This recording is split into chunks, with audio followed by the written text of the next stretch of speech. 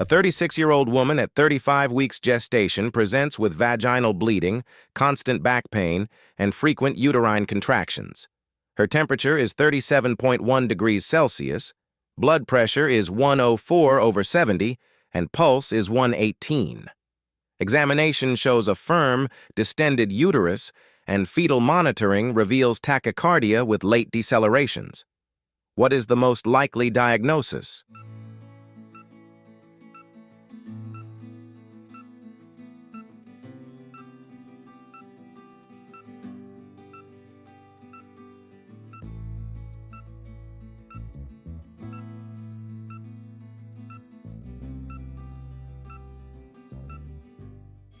The correct answer is A, placental abruption. This patient has classic features of placental abruption: painful vaginal bleeding, constant back pain, frequent contractions, and a firm, tender uterus. Fetal tachycardia with late decelerations suggests fetal distress due to placental separation and decreased oxygen delivery. Question number 2. A 30-year-old woman is seen after a spontaneous abortion of an anencephalic fetus at 15 weeks gestation. She wishes to conceive again. In addition to waiting for 2 normal menstrual cycles, which supplement is recommended to reduce the risk of recurrence?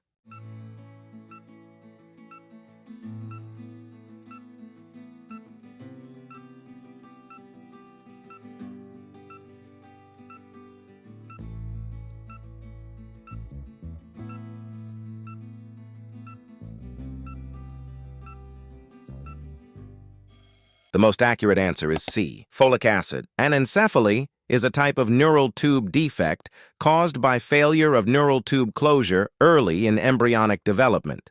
Women with a previous pregnancy affected by a neural tube defect have an increased recurrence risk in future pregnancies. High-dose folic acid supplementation started before conception and continued during early pregnancy significantly reduces this risk. Calcium, iron, and vitamin A do not prevent neural tube defects, and excessive vitamin A may even be teratogenic.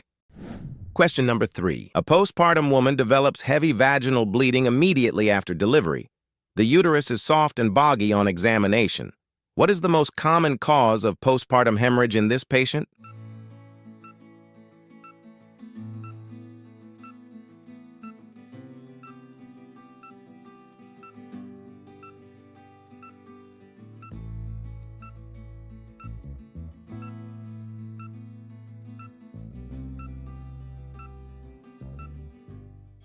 The right answer is B, uterine atony. The most common cause of postpartum hemorrhage is uterine atony, where the uterus fails to contract effectively after delivery.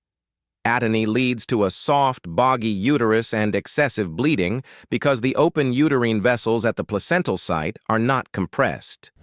Question number 4. A primigravida at 39 weeks is in labor. The fetal heart tracing shows a baseline of 140 beats per minute with recurrent late decelerations. What is the most likely cause?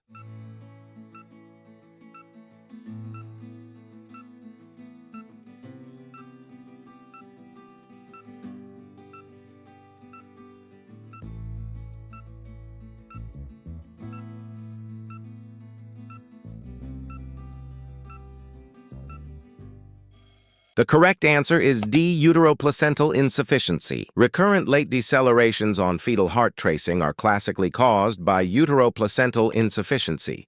Umbilical cord compression causes variable decelerations, while fetal head compression causes early decelerations. Question number 5. A 24-year-old nulliparous woman at 39 weeks gestation is in labor.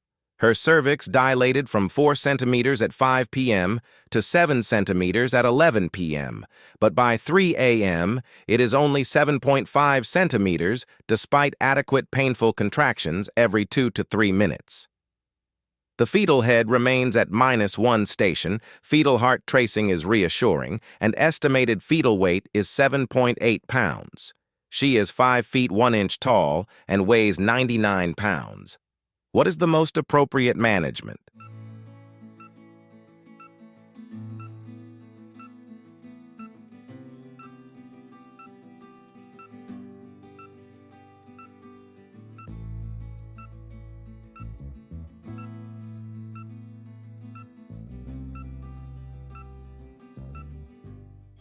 The best answer here is A, cesarean section. This patient has active phase arrest with minimal cervical change over several hours, despite adequate contractions every 2 to 3 minutes.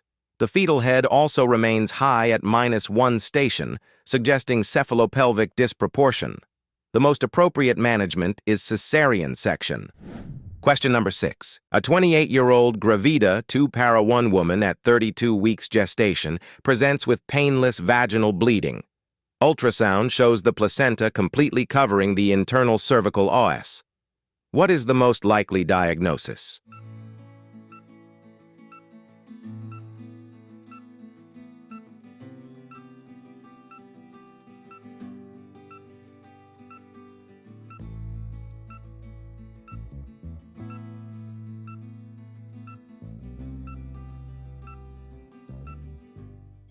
The right answer is C, placenta previa. This patient has classic features of placenta previa, painless 3rd trimester vaginal bleeding with ultrasound, showing the placenta covering the internal cervical os. Placental abruption usually presents with painful bleeding and a tender, rigid uterus. Complete placenta previa typically requires cesarean delivery. Question number 7. A pregnant woman at 28 weeks undergoes a glucose screening test that is abnormal. A follow-up oral glucose tolerance test confirms gestational diabetes mellitus. Which complication is most commonly associated with this condition?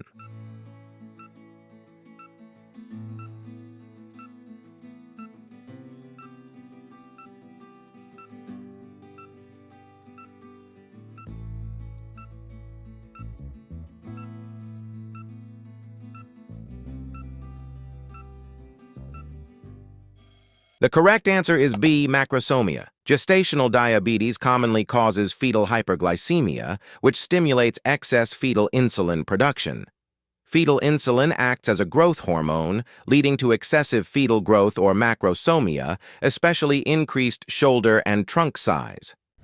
Question number 8. During delivery, the fetal head is delivered, but the shoulders fail to deliver with gentle traction. What is the most appropriate initial management?